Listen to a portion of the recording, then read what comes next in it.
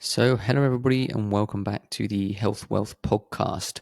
Another week, another episode, and this week I'm going to be talking about longevity.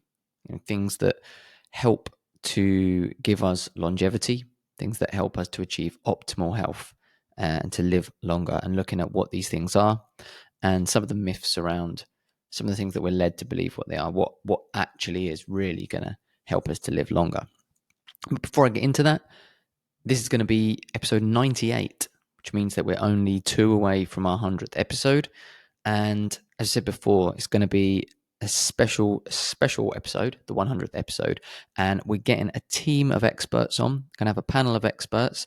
They'll probably be releasing who they are this week once I have it all confirmed. We've got about 4 or so experts coming on with me, and we're going to answer any questions you have around health, around longevity, around fitness, around nutrition, around absolutely anything to do with it, certain illnesses. Whatever questions you have, get them in, and we're going to get them all answered. So that is what we're doing for our 100th episode. So get those in. There's only a couple of weeks left before that. So I urge you, if you're listening, get your questions sent in, whatever they are, and we're going to get them answered and get them in as soon as possible, because obviously we're going to be limited on time. So we're going to try and answer every question if we can, but that might not be possible. So the earlier you get it in, the better. You can get it in a number of ways. You can email us at hwpoduk@gmail.com. Send them in there, we'll get them.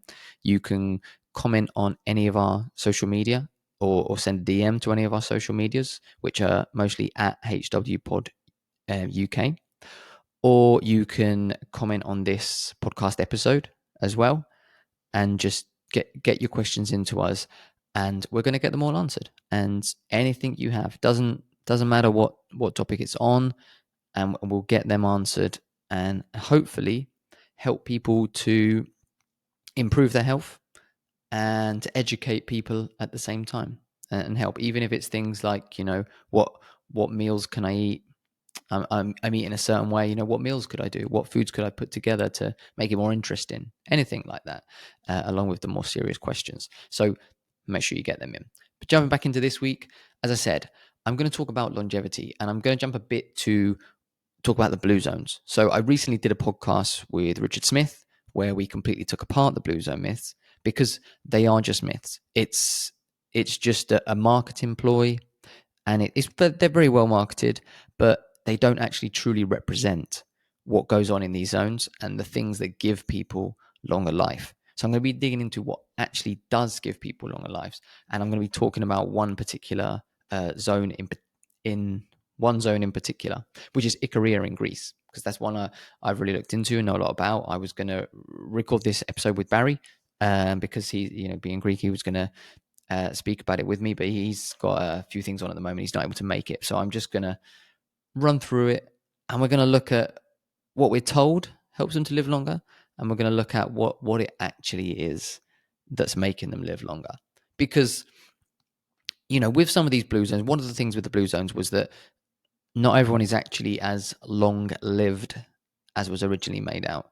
So a lot of these places actually, they didn't have very good birth records and death records. And once they were kind of looked into and updated, the amount of centenarians actually went down by about half. So they weren't as extreme as was marketed originally, but they do still have a lot of people living to very old age. And it's not just the living to old age, it's living to old age without these physical issues that we get in the West and in other places. So it's really looking at what is it that allows them to do that. And I mean, a spoiler alert is it's a wide variety of things. It's a number of things that line up for them. And it's things that we have to look at in our lives, and to try and change as much as we can. We probably can't all hit perfection. There's certain things we might not be able to attain, but if we can take some things from them, some lessons from them, and look to implement them, then we can start to improve our chances of living longer, healthier lives. And hopefully also we can open our eyes to the things that are affecting us negatively and what's causing this health epidemic, because it is a health epidemic around the world, everywhere. And this actually includes the blue zones. They're gradually becoming more modernized and more similar to other places in the world. And as they do that, their their life expectancies are starting to drop, and their disease rates are starting to rise and come more in line with the rest of the world. So the blue zones themselves will probably completely disappear before that long, because they'll just be the same as everywhere else. So we have to take into account something is causing this. This is not genetic. It's not just, oh well, it's just age. Oh, it's getting old. It's not. It's not natural. Humans should naturally be like animals in the wild. So animals in the wild, they die mainly from old age, or from being attacked by a predator, killed and eaten, or suffering an injury and they aren't able to recover from that injury. They're not dying from disease, and a lot of them, they're still getting about, doing what they need to right up until they die. And that's how humans should be. And you go to, kind of, there's not many left, but far off tribes that kind of haven't been touched by this modern lifestyle, and you'll find that there. The old people, they're still doing stuff.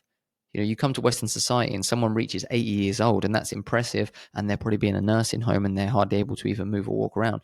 You go out to these tribes, there's people like 90 years old going out on hunts. So that's how we should actually be as humans. This aging is not natural. And so we need to look at why that is and what's causing it. And then we can try and change as much as we can. As we say, modern life's gone so far, we're probably not able to fully get back to that ancestral way of living, which is what we're designed for. So we have to get back as close as we can. So anyway, we're going to look at Ikaria, which is, a place where people do live longer. And, you can go on the Blue Zone website, and they talk about it on there, and talk about some of the things that they believe help them to live longer. And he talks about how actually they're pretty much entirely free of dementia and a lot of the chronic diseases that we get in America. And again, dementia is a perfect example, because that's another thing that people say, it's just getting old, isn't it? You get older, you end up with Alzheimer's or dementia. But no, it's not something we should accept. It's not natural for us to get that. And there are places like this which are proving that actually, no, dementia is not something that's expected. It's not something that's natural.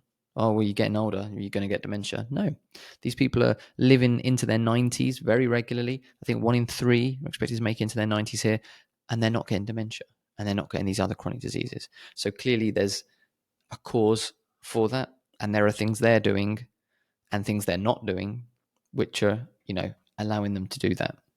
And so we're gonna have a look at that. So one of the interesting things about Ikaria, actually, which I found interesting, is one of the biggest kind of factors in life expectancy around the world when you kind of average it out. And again, this is not this is nutritional research, so it's all kind of associational, and it's all kind of questionnaires and data. It's not saying that this is the cause, but this is just associated. So your socioeconomic status is associated with your life expectancy. So the more well-off are expected to live longer, the worse off are expected to not live as long, which, I suppose will kind of make sense. But actually in Greece and in Korea, the poorer people who live further out up in the mountains are actually the ones that seem to live the longest in this area. So that would kind of go against that. But then again, you might say they're not in complete poverty. They're just slightly poorer, and they're kind of living in a very different way to what we are. So just because they're maybe a bit poorer, they're living within a community, which is another thing we'll touch on, and it's maybe not such a big factor. But that was an interesting thing I thought about it. Now, I think one of the biggest things as well is the next point, is that they live a very relaxed and slow life. Like their pace of life is completely different to the West and to, well, many places around the world nowadays. Everything is so fast paced now. You don't have time to stop and do anything. It really feels like the days are just going so fast now. I'm sure everyone else feels the same. Feels it for me. Stuff just flying by. You got this to do, that to do, this to do. Another day's gone, a week's gone. You're halfway through the year. What's happened? And it's so fast. But they have a very relaxed pace of life. So it's not, it's not like working in the city in these high-powered jobs. They're living very, well, you might say old-fashioned. They're in communities. Some of them are farmers, and they're growing their food, and they're out in their gardens, and they're not stressing about jobs, and they're not really stressing about money. They're kind of self-sufficient, and they're in this happy little bubble on this island where they live, and it's slow. And I think that has a huge effect, because stress is a really important factor, in our health and in disease and in chronic disease. Stress can really play a huge part. People have been diagnosed with cancer and countless other conditions where everything else seemed pretty healthy in their life, but they've had a big bout of stress. They've had a traumatic thing happen in their life, and they've come out in these chronic diseases. So we know that stress has a big role and plays a big part. So I think that their slow pace of life, I think 100% has a huge contribution to their longevity, which I think makes sense with what we know about the human body and about human health. And another thing is that afternoon naps are very popular there.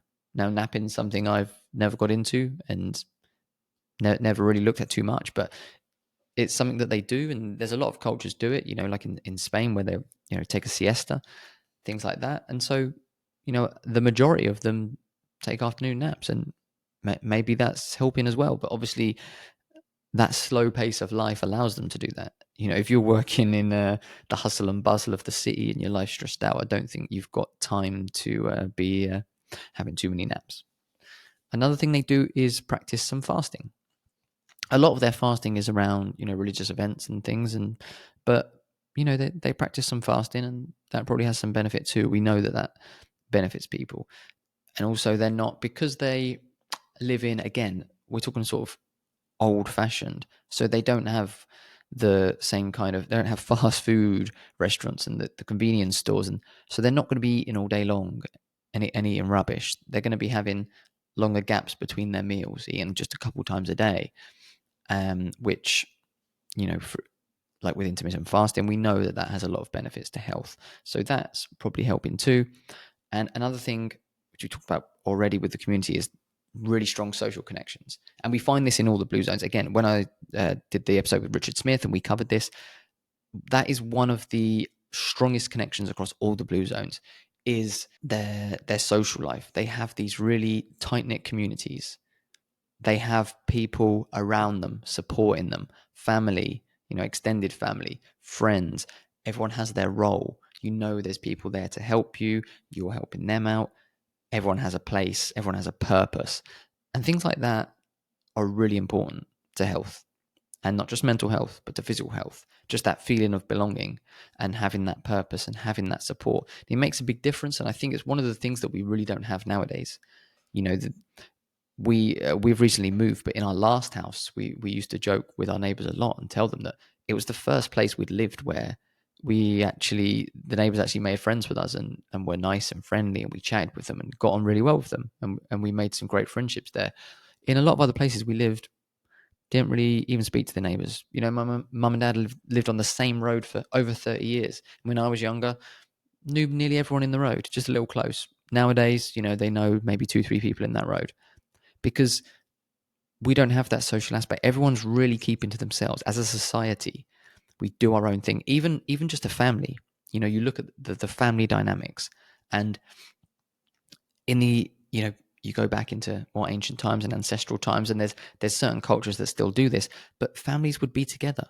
That they would stay together as a tribe. They used to say, it takes a village to raise a child. You would have all that support. The other women would be helping the mother with looking after the baby, and maybe staying up at night to feed it and let the mother have a sleep. And the men are all out, finding the food for the family and finding what the baby needs. And you had all this support.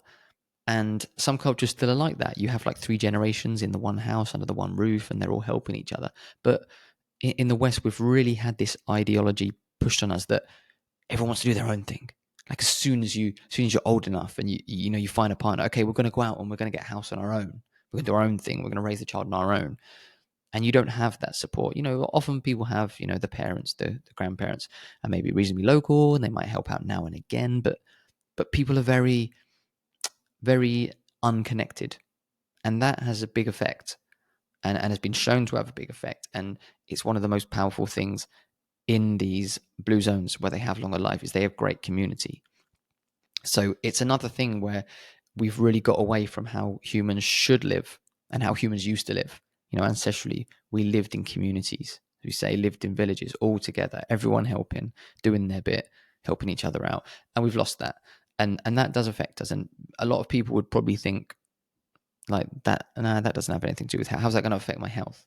But it does. It does. And it's shown by this. And another interesting thing is that Icarians actually smoke quite heavily. And we're going to look at the questionnaire a bit later, which was used for the blue zones. And you'll see in that they're quite high smokers. And obviously, you're going to look at that and think, well, we know smoking's bad for us. Okay, we know that smoking's bad for us. But this place, they're living longer than everyone else and they're smoking. And so, we have to question a lot of things and think, okay, is it that maybe smoking is bad, but they're doing so many other good things that it kind of cancels it out? Or is maybe smoking's not as bad as we're led to believe, and it's actually these other things that are causing damage to us, and maybe smoking is not that bad? I wouldn't go as far as to say smoking's good. I don't think that's helping them live longer, but potentially it's not as bad as we first thought, or it can be cancelled out by doing these other good things. But it's just something to bear in mind that people have these absolutes, like smoking is definitely bad, doing this is definitely bad. But then you look at this and it's like, okay, they smoke quite a bit. They like to drink wine, and they're living a long time. So we have to kind of weigh up, okay, how bad is everything? And how good is everything? And are we being told, what's actually right? So a very common breakfast in Ikaria is just a coffee and a cigarette. They'll go down the coffee shop, coffee and cigarette, chatting. They won't eat till lunch. That's a no. I don't think many health influencers and longevity gurus are going to tell you that's a good start to the day, but that's what they're starting with, a lot of them. And so again, we talked about the fasting. They're maybe not eating till lunchtime, it's just coffee and a cigarette, fasting through till lunch and then eating. So we have to look at all these things and see, what is it that's benefiting them, and maybe it's just their lifestyle allows them to get away with smoking, and maybe other cultures their lifestyle doesn't allow them to. Who knows? Another thing is they don't exercise that much. We're told exercise is this amazing thing and it's brilliant. And don't get me wrong, I'm not saying it's not. Exercise is good for us, but they don't exercise much. And some people are saying, "Oh, you've got to exercise. You've got to do that to, for longevity." I see a lot of people saying exercise is like the key to longevity. And, these people are living a long time and they're not really exercising that much. They might be reasonably active. It's a rocky island, it's mountainous, they're walking places. So they're not doing nothing, but they're not really exercising much in the grand scheme of things. And so we have to look at, is it just being active is more important than going to the gym and exercising? Because there's different levels of exercise. Because if you think about humans throughout time, again, I always go back to what humans will have done before, because we lived a certain way for millions of years or thousands of years, depends how old you think the world is, but we did the same thing. So that's what we're accustomed to, and that's what we're suited to, and now we've changed it. So we always have to look back and think, okay, we've messed everything up now, we're incredibly sick. What were we doing before? And no one was going to the gym. No one was needlessly exercising for no apparent reason. They were just active. They were just active in their life. Go out hunting, walking to different places, and building shelters or whatever. Just active. And so, again, with exercise, we need to rethink that. Is exercise, intense exercise, as important as we thought, or even could intense exercise, too much of it, be a bad thing? Which I think it can be if you overdo it. I'm not, some intense exercise, I'm not saying there's anything wrong with that, but you can overdo it very easily. And so it's weighing it up, how much is the right amount. Now, another thing we need to look at is obviously their food. Now, we know obviously diet is a big thing that's going to affect our health, and it's going to affect our longevity and how we live. And theirs is very misleading, as they all are with the blue zones. Again, whereas when I've done this with Richard, we went through this and spoke about it. I'm just going to look at this in a bit more detail because we went through all of the blue zones on the last one. So one of the important points, or interesting points first, is that they use goat's milk over cow's milk. And there is a difference. And goat's milk is more suited to humans than cow's milk. I know milk's quite a controversial topic within the kind of health space, because there's some people saying, we shouldn't be having dairy. And there's some people saying like raw milk is from God, and it's, this amazing thing that will heal everything. And, I think somewhere in the middle maybe is the truth that dairy can be good for some people. There are many people that struggle with it and can have issues. Raw milk is better than pasteurized milk, but also, goat's milk is going to be better than cow's milk because it's more like human milk. Obviously, the best milk for humans is human milk, and there's people that argue that once you're not a baby, you don't need to have milk of any form, which I understand that argument. And so, again, going back to ancestral humans, they weren't farming. The animals they were eating, they would go out and hunt and kill, so they weren't having any milk. So that they were doing fine without it. But obviously, dairy is tasty, and there can be some benefits from it. But they don't have cows there. Again, this will tie in later when we're talking about the actual foods they're eating. But it's rocky, mountainous region. It's not suitable for cows, so they don't have them, and so that's why they don't have cow's milk. It's not like a conscious decision. It's just they don't have cows there. They have goats, so they have goat's milk instead of cow's milk. But that is known to be better for humans than cows. So that could be something that kind of ties into it. Another thing is that we're going to go through what they actually eat, because if you look at the Blue Zone's website, they're going to talk about the diet, and they say it's a Mediterranean style diet, and they go through what they eat, and it's a lot of plants and grains and potatoes and olive oil. But there's just a tiny bit of meat, not much, and there's actually no dairy even on there. But the thing is, what we need to look at is, how did they get that data? So the data comes from a questionnaire, which they gave to people of Ikaria to a certain amount. I think it was around 1,000 maybe, or something like that. It might have been more than that. And no, sorry, 187.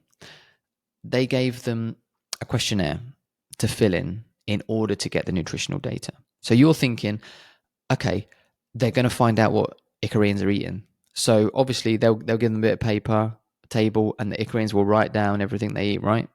No, that's not how they did it. They gave them a questionnaire with options on.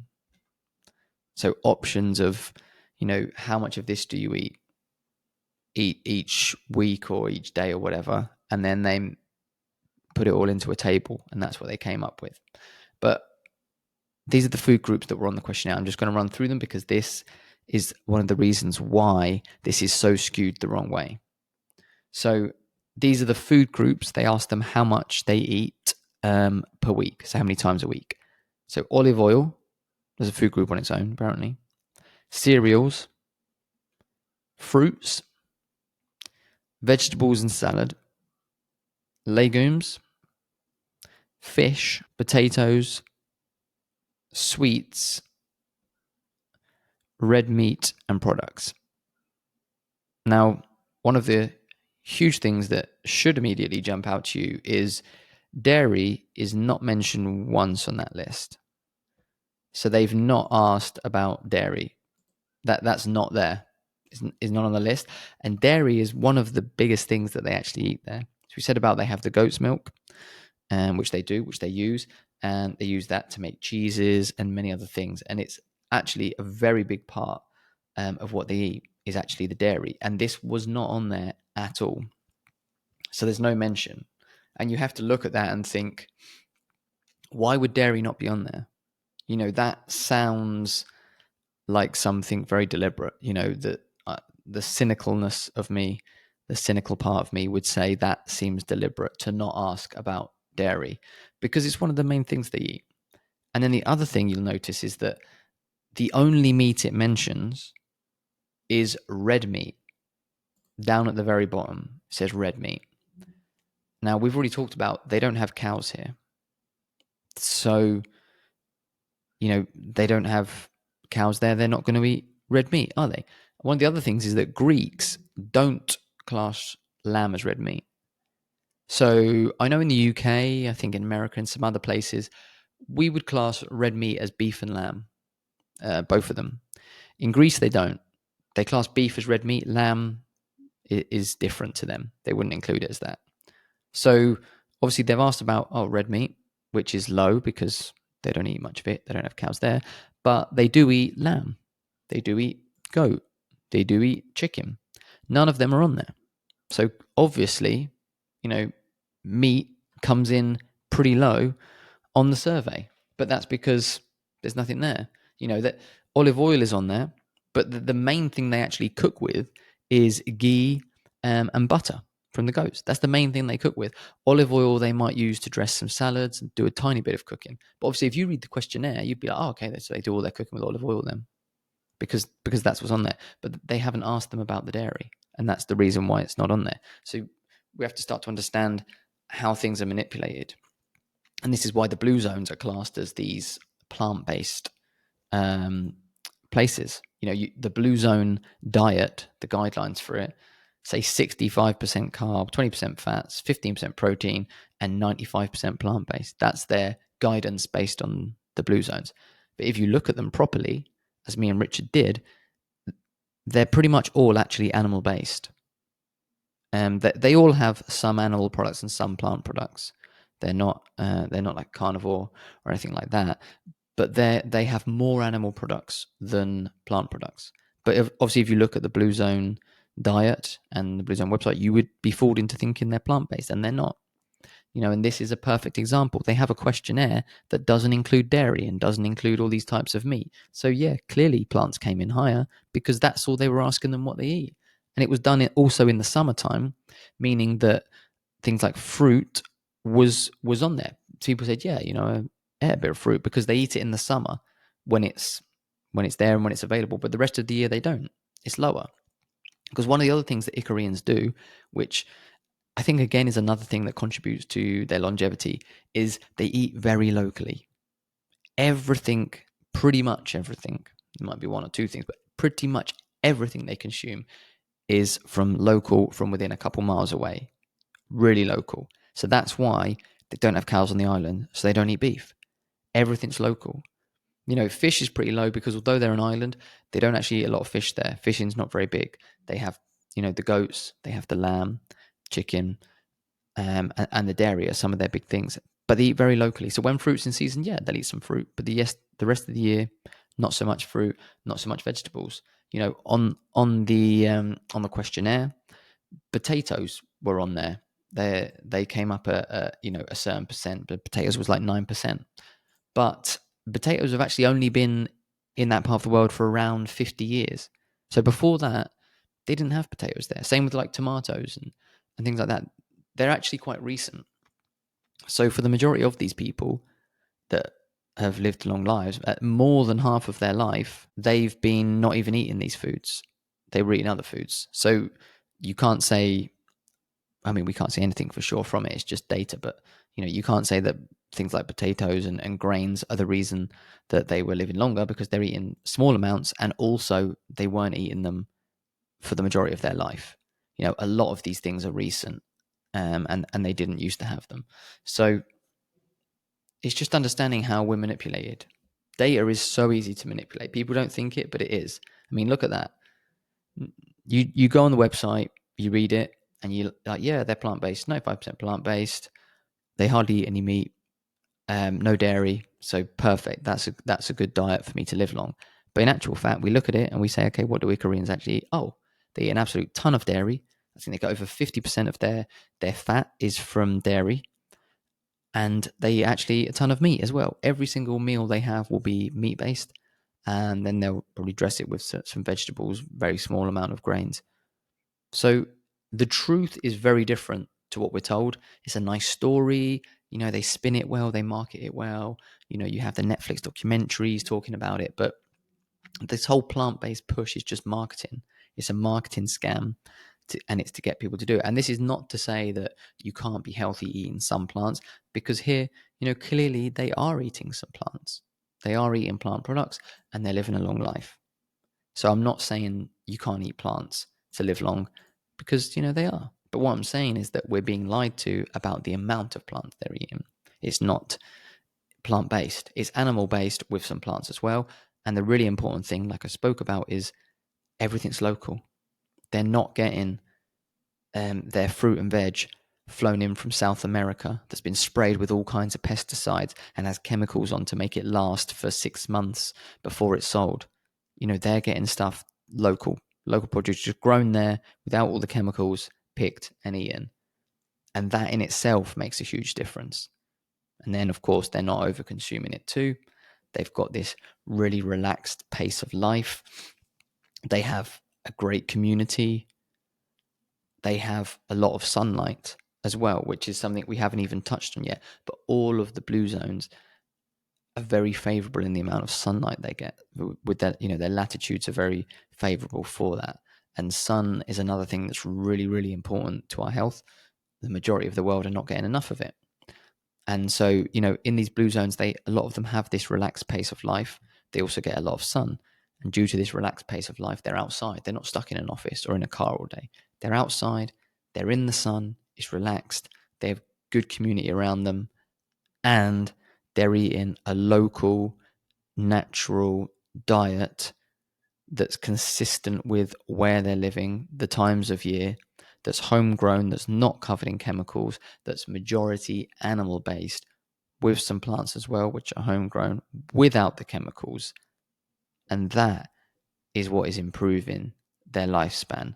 They don't have the toxic load that we have. You look around us nowadays, we've got, radiation, called these 5G towers around us. We got Wi-Fi everywhere. We're covered in radiation every day. We got pollution everywhere. There's cars going, there's planes flying over us. There's all of this. There's toxins in our water, tap water is fluoridated. It's got all kinds of other chemicals in it. It's had the minerals stripped out of it. We're surrounded by fragrances and smells that are poisonous. All these chemicals we use in all these products on us, body creams and shower gels and shampoos that are just full of chemicals. We're taking medications every day. These are full of chemicals. Again, they're damaging our gut. They're allowing other toxins into our body. All of these things are just attacking us. Again, going back to the light, there's the blue light. We're surrounded by all this fake light, this blue light. We're not getting sunlight. And we're not getting fresh air. We're not getting grounded. We're not outside. And we're just full of all these toxic load that is surrounding our life, just pummeling us. And there's no wonder that we're falling apart. And then you look at these other areas and they're completely separate. They don't have all this radiation. They're not attached to their mobile. Most people in these places don't probably even have a mobile phone. It's a slow pace of life. They're not stressed. They're relaxed. They're active but not over-exercising. They're eating the right foods. They're not on medications. There's not a load of pollution there. There's not cars going everywhere. There's not all these, radiation around them and Wi-Fi everywhere. And it's just a different pace of life. It's a different environment. And that really is the key to the longevity. It's not just down to diet, even though obviously, we know the diet that we're told it is false anyway. But, once we dig down into what their diet actually is, it's not just the diet that's helping them. It's not just the relaxed pace of life. It's not just the strong community. It's not just the sunlight. It's all of it together. And that's what we need to try and understand and try and apply to our own lives. I see so many people online that are brilliant. They're experts in their field and they're brilliant, but they get so obsessed with that being the only thing. I see people all the time and I follow lots of these people because they have great information and the things that they're saying are completely true, but they think that their thing, for some people it's like seed oils they're obsessed with. Some people it's sunlight they're obsessed with.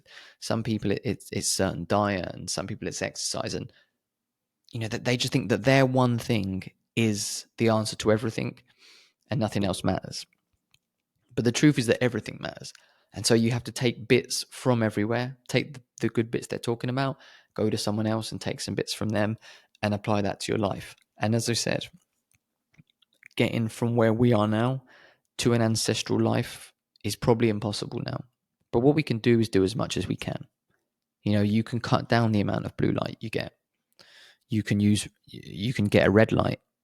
You get red light bulbs or red light strips and have them on at night. You can get blue light blocker glasses, a filter for your screen. You can use it less. We can try and actively get out in the sun more, get out in the morning and first light, and try and get some in the evening. We can improve the way we eat. We can improve our foods. We can build a community around us. we can find other people that are like-minded, and we can kind of build that social community around us, and we can try and lower some of our stress in our life. And we can try and implement these things, and that's what we have to do, is do the best of what we can.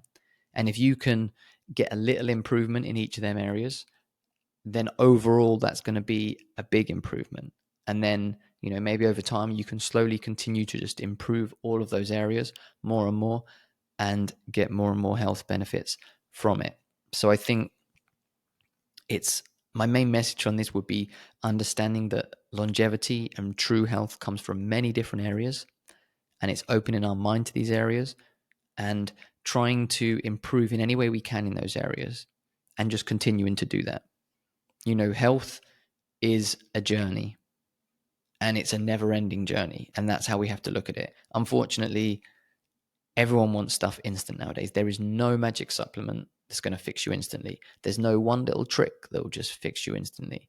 Anyone selling that, you can go far away from them. Anyone telling you just this one thing will sort you out, take this supplement, fix everything. No. You have to make lifestyle changes, work things into your routine, and gradually change all these different aspects and areas of your life to improve. And that's the only real way to get true health, true optimal health, and true longevity. So hopefully you can take that on board. Hopefully that's helpful to help you to kind of understand these things. And obviously using Ikaria as an example of all these different things that are in their favor that's helping them. And obviously looking at the fact that we're lied to a lot with nutritional data as well. So we need to dig in, because the majority of things that will improve our life are things that we're told that are bad for us. So we have to really start over again and relearn everything, which is important, which is why I like to share things like that with Ikaria, because it's just understanding that a lot of what we've been told, we've been lied to. If we can get rid of that, start over, and you can just start to improve areas of your life, and one at a time, and you're going to see great improvement. And as you get the results, you'll feel better and you'll keep going. So hopefully you find that useful. Hopefully you can start to implement those things. And if you have any questions about anything that's come up in this week's episode, or anything related to longevity, to health, get those questions in. As I said, that 100th episode is coming up. We've got the team of experts on. We're going to be answering all of the questions, and just, educating people and just giving people absolutely top level information. The experts coming on are all brilliant. They're absolutely brilliant. I listen to all of them, love their work. So it's going to be really good. And anything you have, get them in. We'll get them answered, and let's get optimal together.